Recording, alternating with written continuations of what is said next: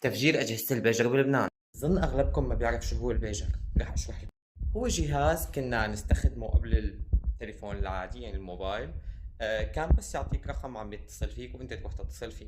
كتير أمان، ما في تجسس أبدا. يلي صار إنه قامت الدولة يلي بجوارنا بتفجير أجهزة البيجر لكتير ناس هيك فجأة، وفي أشخاص ماتوا وفي أشخاص لسه عايشين وفي. بس أبدا مو هون الكارثة. يعني أنا بقول هي الاختراقات قد تصير بين دول في بيناتها حروب، بس أنتم متخيلين شو يعني تكونك حامل جهاز مثل البيجر أو الموبايل ينفجر بإيدك؟ هذا يعني إنه الدول قادرة أي موبايل بإيدي ولا بإيدك ولا بإيد غيرك ينفجر. يعني ببساطة نحن مخترقين لدرجة إن قادرين يقتلونا. متخيلين معي؟ اليوم بسأل حالي هل ترى هل قد يكون موبايلي مخترق وينفجر بأي لحظة؟